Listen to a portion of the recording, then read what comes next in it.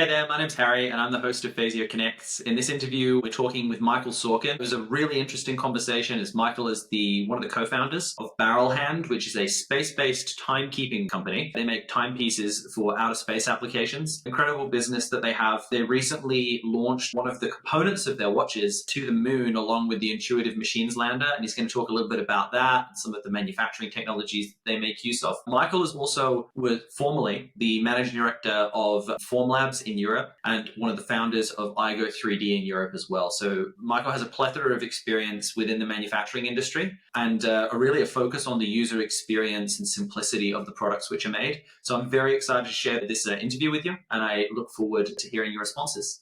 The first thing I was kind of curious about to sort of jump into is, you have a long sort of background of working in manufacturing, whether that's like you work now at Barrelhand, the work that you had when you were at Formlabs. So I'm curious as to like, what's the story on like how you ended up working in manufacturing? Well, Harry, I think it's a typical story. The very early beginnings are quite spontaneous. I was working at that time on my first company. My first startup was in the fashion industry. We were actually making t-shirts, so it was kind of manufacturing, but it was mostly white label. So we were buying stock, customizing it, and sending out to customers. And my ex-wife at that time, she was studying design in Bremen. One day she came back and she said, "Hey, we got a 3D printer inside our university." There was no accessibility to additive manufacturing at that time. So I have not What heard year was about this? 2010, no, 2011. It was Mm. 2011 when she came home and said, basically, yes,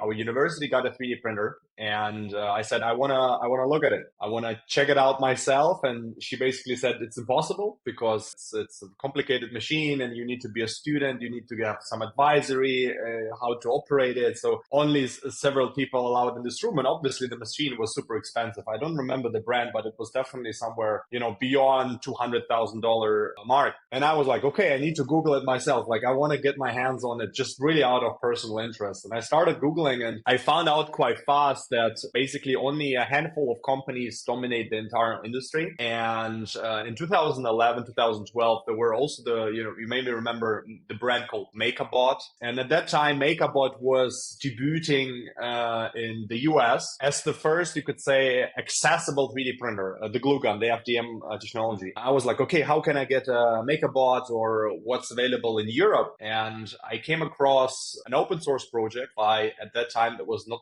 really, you could say, a company, but early grassroots springs, and it was Ultimaker. And I saw on YouTube, you can buy parts, you can buy a kit, and assemble a 3D printer yourself, in a matter of hours. So that kind of clicked. I ordered this kit. I looked into the assembly and I understood that, without any specific knowledge of engineering and anything like that, the machine was working. It was delivering output. The resolution was not great, but at the end of the day, still it delivered the parts which were available at that time. And I said, okay, if this thing for, I don't know, $1,500 can deliver something. So if you skip the building it yourself and just deliver it into, a nice packaging and a nice manual and a nice software user interface, then the potential is huge. And that basically really, that day when the machine started working and I kind of, on the side was printing t-shirts, realized that, okay, it's probably my last day of printing t-shirts. And in fact, it was, we fulfilled all the orders. We fulfilled all the orders at that time. It was a very small company. It was just basically a tryout, you could say, of,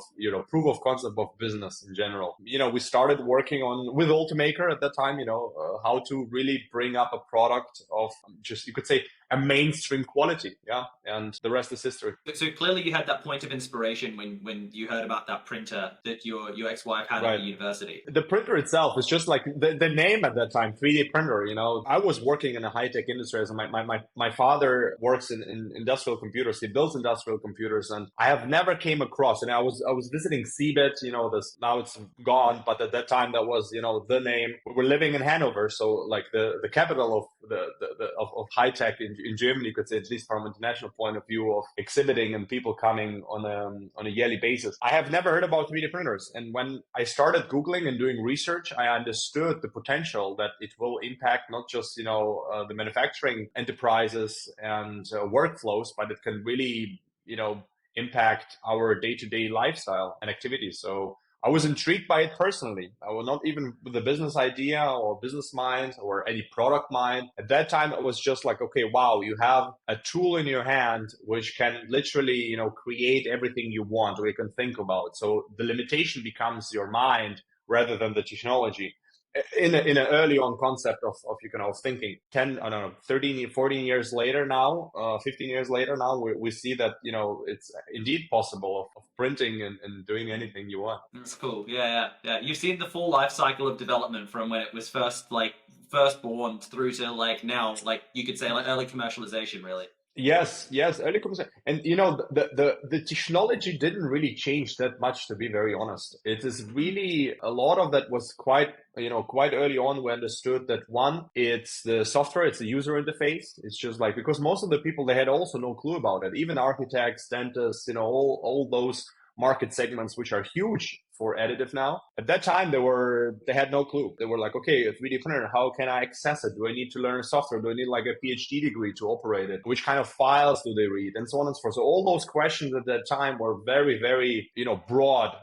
There was no guidelines how to be successful in, FDM 3D printing. There were, again, like I said, there were dinosaurs in the market, big brands, which really created their own, you could say, their own industry inside the industry. And then there were brands like early spring came, and Ultimaker and Formlabs and MakerBot and Wasp and Builder 3D. So every week there was a new 3D printing company focusing on kind of accessibility. And the customers at the time, or potential customers, that okay, everybody's saying we are the best. We have the best resolution. We have the best materials. Ours is recyclable, has some advanced properties, technical properties.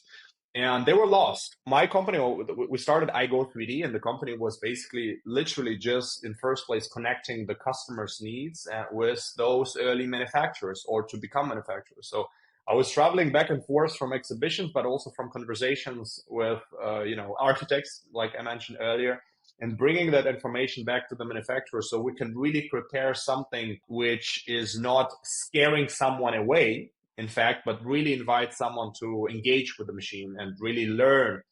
But we were always very open about the learning curve involved, right? That there were no 3D printer at that time, and still today, where you unbox it and the first print comes out perfectly. There is some kind of, in first place, understanding needs to be involved. Prior I think knowledge, yeah. exactly. So it was not a full cycle, but it was definitely an interesting paradigm shift of more or less the perception of 3D printing in small medium enterprises here in Germany, capital of manufacturing here in Europe. And at that time, 10 people walking into my store, 8 out of them, like literally face-to-face point of sale, where we had 3D printers on a desk, where we have 3D printed parts on the desk. 8 of them, 8 to 9 of them had really literally thought that we're printing on paper, that they need like 3D glasses like you have in the cinema to see the 3D effect. They didn't, and architects, they didn't understand that we were actually printing objects which were at the table at that time. So that was 2012, that was 2013, and it dramatically went off, of course, through mass media about That's printed really guns cool. and organs. Yeah. Yeah, I remember that wave. Yeah. Let's just take a segue for a moment and talk a little bit about Barrelhand, which of course you've got the T-shirt there for. So, can you just introduce Barrelhand? We're based in San Francisco, first of all. So it's you could say it's a San Francisco and Berlin-based company where we focus on designing and manufacturing tools for upcoming manned space missions. So in context of NASA's research, the mission Artemis mission, we're basically looking at what specific needs the astronauts will have for the specific missions, either it's timing or mining or collecting samples or living lifestyle in space. And we design technology by partnering up with big brands or pioneers or innovation leaders across the world to create, you could say, accessible tools for astronauts, but also for everyday people here on Earth, which can meet all the requirements of the mission. So basically staining extremes of space, right? Extreme temperature fluctuations, solar radiation, and so on and so forth. So that's more or less, yeah. You've shifted from doing 3D printing, which is essentially the business is in the process, right? It's in the process of Yes. producing things. And now you're actually in the business of making a product for which you use those processes. Yes. So I'd be keen to hear a little bit about your experience in that shift. Yes, sure. I mean, exactly as you said. Now I'm on the application side. Beforehand, we were really building the tools for the applications, dentists, architects, all that, and we were listening to all the requirements and understanding their applications. So really, after 10 years of working in that sector on the manufacturing side, I have learned, or we have gained knowledge that, okay, there is actually technology which is under the table, as we say in Germany. There is, of course, the evident 3D printers and services and everything you can use. And, then there are still machines which are, highly capable of delivering certain type of features or certain type of material performance or geometry, which is not widely accessible and available, unfortunately, to the market. And purely not just because, only the military has access to it, or some research institutes, but basically because there is no specific needs of that type of performance on, small, medium enterprises. So the price of such a machine, goes way beyond $200,000, even $1 million mark. But this technology is incredibly exciting, and if fine-tuned correctly, you can really create products out of it, scalable products, which can completely set new industry standards by any means. So the shift to application side was purely, again, we were looking at the set of requirements now for the space missions, right? Moon, Mars, and we were boiling it down to the available manufacturing methods today on Earth, right? Or service providers as well, buying machines, 4-axis CNC machines, so additive but also subtractive manufacturing methods. And we realized that, hey, it would be great to showcase this still under the radar technology in a much more accessible setting. And the more we scale that, for that technology, the more it becomes accessible. And the more we can attract, the more partners, the more innovative partners we can attract to collaborate and bring it even further, make it even further accessible for the market. So at the end of the day, we're still helping the manufacturing side of 3D printers, but by utilizing it, of course, in first place for our own application, and which is very specific. Yeah, well, it's quite interesting that a lot of what we hear from our manufacturers is that they say a lot of the 3D printing industry is very focused on 3D printing, when it's the application space that people should be more focused on. So I think the insight that you had in shifting into that is quite a rare contrast, I think, actually. Oh, well, you could say so, but it was for me very clear early on. I mean, already, I asked myself also, what do you want to leave, to the world when you go, literally. Of course, having a tool is great because you enable all thousands of minds and people of creating things and realizing their dreams, really realizing their ideas. But I said, okay, my partner, Karel, and I, when we were brainstorming early days, starting Barrelhand in the new phase, we were thinking about what is, you could say, the furthest application we can think about. What is the next 200 years? What is the next 300 years of mankind? And then boiling it down literally in decades and then into years and steps on how we can create a ladder, accessible ladder, to get there eventually, or to help the humanity get there. In without the resources, we're a private company, we scale organically. It's also part of the spiritual learning which gathered over the years. But in first place, it was really a very open conversation about how can we contribute long term, and then the decision of, okay, the 3D printing, additive manufacturing is a perfect platform for the first fundament of that, and let's go step by step. I'm aware that you may not be able to go into too much detail, but can you talk a bit about the manufacturing process that you guys make use of, or manufacturing processes you make use of? Right. For our next product, Monolith, we're working on a timing instrument, which is EVA certified, and it has obviously very interesting technological, but also spiritual features. We're trying also something to say up front. We're trying to balance the products, not just like to be highly technical and performing on the metrics, but we also care for the human element, and that is also an innovation by itself. Like really thinking about psychology of space exploration. This is a topic which is unsexy. Always historically the astronauts have been had to be tough and showing no weakness. Otherwise they might lose the one spot available for the ride, and coming thinking ahead, thinking about us living there, working there, all kind of version, not just, Air Force pilots. We really need to address psychology, really put it into, I would even say, the first priority, which goes into the mission success or failure. It would say a decisive feature. And so our products also tackle that. But again, coming back to the manufacturing, again, additive manufacturing for sure. I mean, this is something which first place we not just build our product on just because of, you can save weight, right? That's one of the things, because we can, create lattice structures and have reducing the material weight, the part weight in total, or reducing the part count by, already 3D printing one monolithic structure rather than, assembling several parts. But it's just like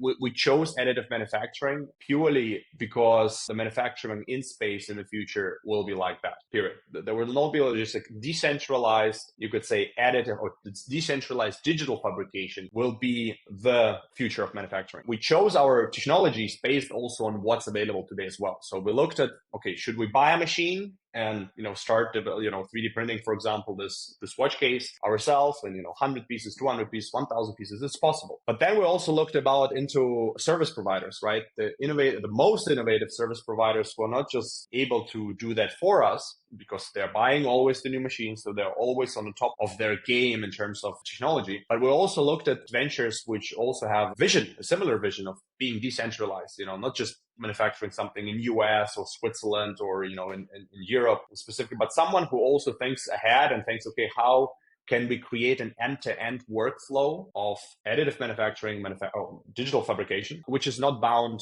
to a location? And we chose Materialize, so it's not a secret. They're our, you could even say a research and development partner, where we're not just send files and then they print for us. They're really actively engaged into development of certain elements of the watch, like, for example, the case, where we come down and think how we can, scale that production, not just at one facility, but how we can bring it further to US, the quality control, which, in my opinion, obviously the most important thing is in additive manufacturing is the quality assurance, but also in other areas there as well, like in Asia, US, and someday soon at ISS, on the moon, on Mars. So I know you guys just launched like a Barrelhand device to the moon on the Immutable Machines lander, right? Is it a Monolith that's actually on the moon? So can you give us a bit of context onto that, like, why you did that and how you did that and what the process was in how you developed it, but how you engineered it? Yes, it's true. A huge milestone last week. We became not just first watch company, you could say, as we're now working on the watch which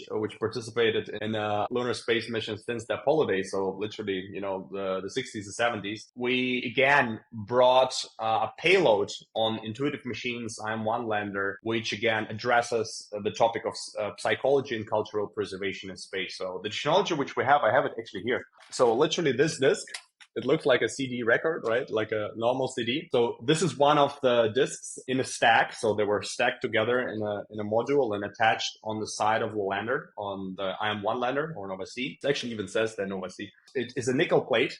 This one is a bit larger. Our Monolith watch, it will be obviously much more smaller. So I can briefly hold it in the camera here. The same type of technology, right? So it's a nickel plate, nano engraved with visual information. So, right, you can engrave pictures, we can engrave text, basically anything binary can be put in terms of information on it. And on this disk, which you kind of see, we can store up to 4.5, around 5 gigabytes of information. And the nice thing about this technology is that this particular material is, built to last for millions of years. So when it's there on the moon, obviously it's protected by glass, just from like small micromaterials and so on and so forth, because it's still fragile. But if it's encapsulated in the right way, like we have on a watch, it's under a C-plane sapphire, it can last for millions of years. So this will not like be yellowish or gray after sun exposure, cold, temperature fluctuations. So part of the engineering was not how to create this disk. That's what I'm saying. The challenge was not, this technology by itself is novel, right? So it's called nanofish. The application That is what took most of the time for what information to put on a disk, which should be stored, which data should be stored for millions of years looking forward, right? So you start thinking about, should we put a Bible? Should we put, I don't know, Mona Lisa? Should we put what kind of cultural elements we want to actually kind of preserve for the next generation? If something happens on Earth, imagine, right? It's a war and it's wiped out. So the knowledge is wiped out to a degree. So how can we preserve it for future civilizations? And yes, that is why I will not go further into details. This is something of I think the people should research their own. It's a very exciting process which we had. But at the end of the day, again, like this technology by itself, obviously the best way to preserve knowledge and culture is to distribute it as well, right? Just even one location on the moon is great, sure. It was for us a proof of concept more, actually also technology certification. So we got TLR9 certification on the technology. The next mission, we're working already on a second mission, where we will disclose details very soon. It will be much bigger, and also in a cultural context. So super excited about it. In terms of, again, the decentralization. So imagine the astronauts, on different planets, celestial bodies carrying this type of disks. So whatever happens to all those people, they're preserving a piece of home, a piece of mankind. And that is the beauty of it. That's also the spiritual part also of it, right? But there is no Bible on it, so I can already say there is a Mona Lisa. There is a Mona Lisa on it as part of the payload. You could say it's part of the content, but there's no Bible on it. Well, it is an interesting concept that when you're in space, your humanity is what makes you special. And so, there is like your form as a human, but also there's something spiritual about having a piece of human history, an identifying factor, like sitting there on your wrist. Yes. Let's think ahead. Imagine being in a spacecraft, being an astronaut, you're stranded on a planet. You're stranded on a planet, it's all cold around you, all this, fancy spaceship craft, it's the displays are shut down and you're really by yourself. You're really thinking it's over, and it's over. It's going to be probably over. No one going to easily pick you up there. So what would be the last thoughts? How to soothe yourself into a more or less a nice thought, which gives you peace, which gives you also some kind of closure. Really, really a closure of peace of minds and kind of so how can you encapsulate the spirit of humanity, which gives you a feeling, right? A feeling in first place, a soothing, a comforting feeling. And that is why, again, the content, the selection of the content for the version which we sent now to the moon, and also for the next version 2.0, which we're working on for the upcoming mission, end of this year. This is purely, to make you feel comfortable, to make you feel peaceful in a way where everything is cold around you. That is kind of the long thought which we have, right? So the feature which will be the importance of psychology again for the next chapter of space exploration. So the comfort is like I am human.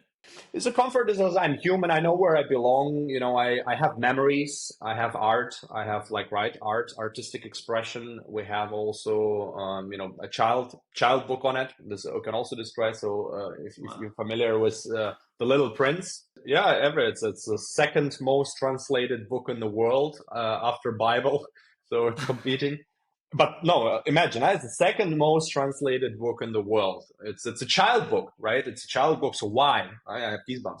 We actually got in contact with the family of descendant family of the author. We also secured the license for worldwide, or actually world, which also implies space and any other celestial bodies. So we're the first company basically which it was a crazy ride to get this license for us, but the Le Petit Prince and including the artworks is on there. Everybody is somehow connected, no matter which language you speak, where you were born. Some kind of between the lines of this book touch everyone more or less, right? No matter again of your ethnicity or background. And this is also part of the feeling I was describing, is, part of the optimism is, keep on fighting, keep on asking, keep on challenging. Even though the situations are hard, difficult, you're still a child at the end of the day, right? We're all human. It's all connecting us. And that is, again, that's just one element of there. On the other hand side, again, what I can also disclose now as we're talking about it is language, right? You and I, we talk. In my opinion, this is, you could say, the most, the essence of cultural DNA is language. That's kind of what I feel about it. Language is spoken and not just even spoken, right? There's sign language in many ways. A lot of those languages are, getting lost. They die out, periods, that we're losing not just, nature, we're also losing knowledge. And this preservation of that knowledge in this way, we're speaking about language on the version 1.0. So on the version 1, which was sent to space, to the moon, we have different translations of Peras Terra et Astra, also a nice spiritual, right? As a spiritual, you could say, slogan, as a mindset.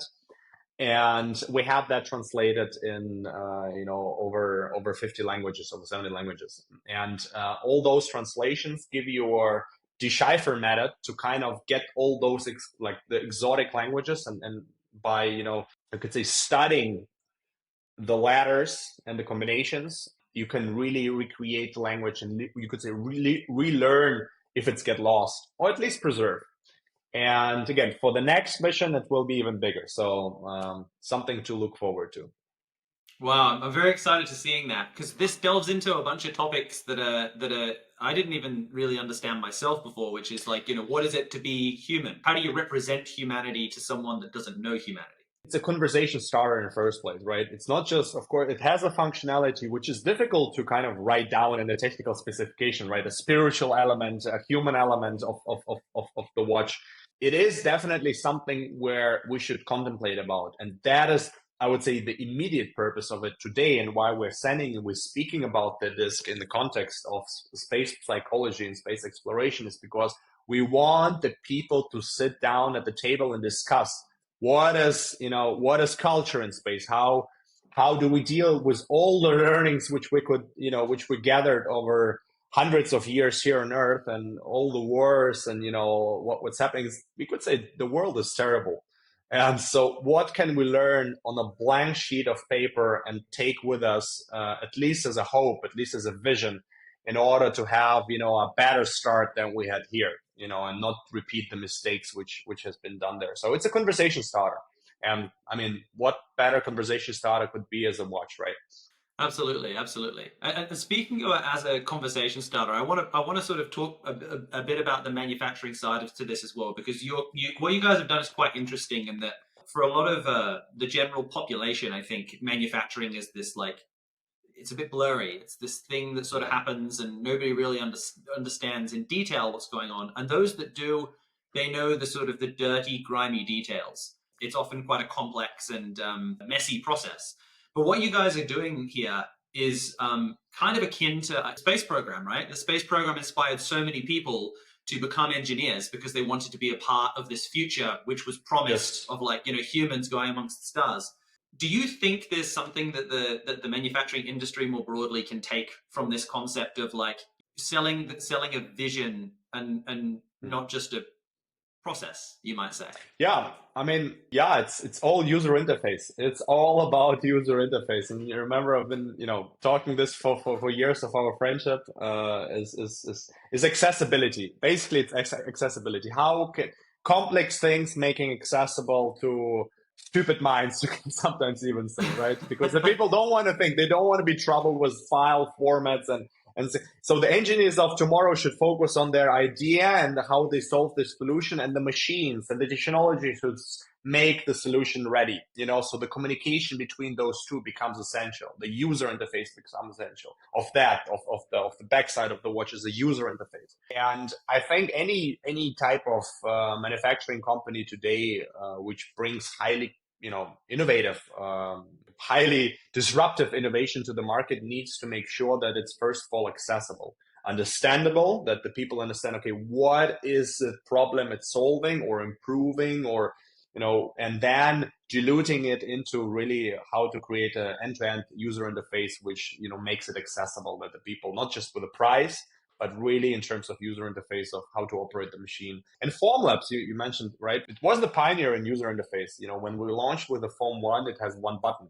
Just think mentally, just think psychologically. When you see a 3D printer in that era, right, in those years, 2011, 2012, 2013, where 9 out of 10 people had no clue about 3D printing, And suddenly they see, they hear about those huge machines, like I've heard, right? Which is, behind doors, you need like a red button to stop the process, exhaust, ventilation, like a lab environment. And then suddenly you see like a cool YouTube video of a machine with just one button, right? And a butterfly logo. That alone is already, I would even say, 50% of success, right? You take that fear away and you kind of engage with your potential customer, getting into this and learning into it. And then, the rest comes with the time. Of course, there's trial and error also on our manufacturing side. No one is perfect.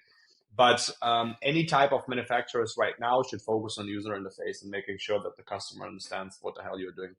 That's understood. I think it's just there's a droplet of magic to what you are doing at Barrelhand. It inspires people in a way that's, the user interface makes it accessible, but there's Yes. an element of inspiration to Barrelhand. And I suppose that's design. I'd be keen to dig into that more. Sure. I mean, yeah, sure. That's a good point. Like again, we haven't released the front side of the watch, so I will not be able to. This is a prototype, early prototype. So even if you make screen grabs, it's not representative of the final of our final design. So, but like speaking about this as a product, right? You have the front side, you have the back side of the product, and you have the color of the product. So the strap is also, it's just a generic strap on it. It's a Kevlar strap, but still it's a generic one.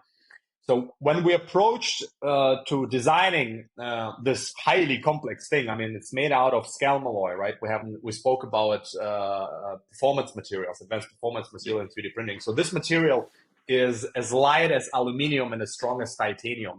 In fact, this here is the first product created out of scalmalloy rather than just like rocket engines and like, so it's the first consumer, it's the metal which has never been in any type of, not in a camera, not on a watch. And we chose it obviously because of the requirements we have in space. It's weight reduction, but we also need, a tensile strength, that the parts is strong, is rigid. So also heat dissipation is an important factor. And we analyzed aluminum, we analyzed titanium, and because it's also printable. You can print titanium, you can print aluminum, but can you print in scalmalloy? So it's a highly complex thing, right? So you have scalmalloy case, which looks like a normal aluminum case, and the people don't care about it. They visually don't see it. That the scalmalloy, they feel it. So it's already a first of also like, oh wow, it's super light. It's actually like I accidentally one of the lightest watches you can manufacture. It was not our particular like specific goal to break any records. But again, coming back to the design, so color coding is also something which we have learned from NASA. You see this orange Barrelhand orange or international orange crown, right?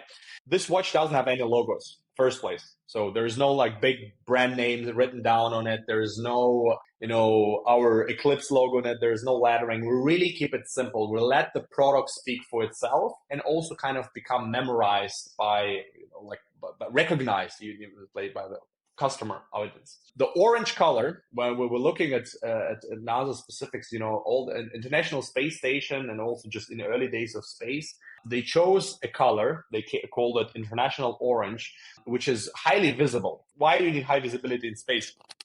High contrast, sorry, is because, for example, when you're doing an EVA walk or extravehicular activity outside of a spacecraft, out of the space station, the handrails, the rails where the astronauts hold themselves to, or put their umbilical cord into such a to hook of safety line. This is made out of international orange, the color. So they immediately recognize throughout the white surface of the spaceship or aluminum surfaces, they can still clearly see, okay, that's point of action. That is what I'm looking for. So in the media, it's a functional thing, but it's also a nice thing. And they called it international orange. Also, the Golden Gate Bridge in San Francisco is also made out of this color, which is a nice thought. It doesn't belong to anyone. It's anyone can use it. It's spiritually rooted also in India in Buddhism, right? Sadhus, saffron color robes, and you could also say it's international orange. So by utilizing elements like this, right? I'm covering the dial, but as you see here, yep. Right? It just jumps out, doesn't it? It jumps out. It jumps out like it should be, and it also becomes recognizable. Right? It's like a Leica dot on the camera. I have here, like this red dot. You see here? Yeah. Everybody knows a Leica with the red dot. It's recognizable. The same here. It's the orange crown. But it has also functionality. So an astronaut can actually operate it with gloves and turn it around under, in vacuum, but also underwater. You can still operate it. It's also very innovation. It's innovation by itself, like how we sealed it. The design, the simplicity of it, but also kind of the color coding of the design inspires people to rethink how they protect their IP. Right? We don't have patents. We don't want to have patents on this. We're actually thinking about putting files online. We're sharing our CAD files, not CAD files, but like our sketches and our drawings publicly as we release the watch on our website. It just shows that we understood, for us at least, that the best thing how we can protect is just by making things very unique and again accessible visually to the customers or to the people which we're working with. The rest, the second part of it, of inspiration, is obviously the backside. So awareness and, all like with Le Petit Prince. As a kid, everybody wants to be an astronaut, right? Especially, okay, out of 10, probably at least 5 say I want to be an astronaut. I did. Yeah, I also did. I remember my first real artifact, like the collection, my first collected. I actually have it. One sec, I'll bring it in. Please Because do.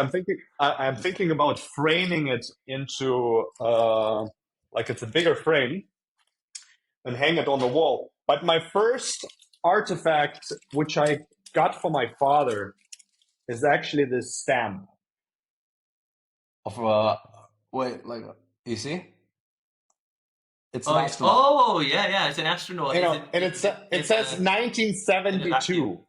It's in a vacuum, yeah. It's like a first EVA, first EVA, Russian EVA. Is it Yuri No, or no, no, no, no. Yuri Gagarin, he just flew in and back. I think it was Leontiev. But again, you have to check. Anyway, but this thing, this post stamp was my treasured item, which I carried all my life, and it's in perfect condition. Right now, I want to put it on the wall. And what we did with the memory disk, because we have a lot of, you could say, space, which we can use to incorporate design and pictures and books and all that. And we actually partnered up with orphanage houses and hospitals in Berlin and in San Francisco. And we asked children to, create a drawing, create drawings and submit. And we got over, I think, 400 drawings together. And we made a little curation of all ages, and now we also send it to space. So there is a Mona Lisa, there's more other artworks, and then there is like a collage of children's paintings, right? It's also on the watch there. And that also inspires because accessibility of space is, in my opinion, the best. And it only gets better. It's so easy. 3 years ago, I had no clue about space. Now we're on the moon. Take that, right? So for the children, for the future generations, right? This is it's going to be even more simpler. The payloads are getting cheaper. The rockets are starting. It's an amazing experience. The rockets are launching every week, several times, like sometimes multiple rockets per day, right? On Kennedy Space Center, for example, in Florida, where we launched. There were like 3 rocket launches in 2 days. There was one in I think in Houston, Texas, and there were 2 rocket launches in Kennedy Space Center, and in one day. And that just shows that everything is possible, literally. Like it goes like this.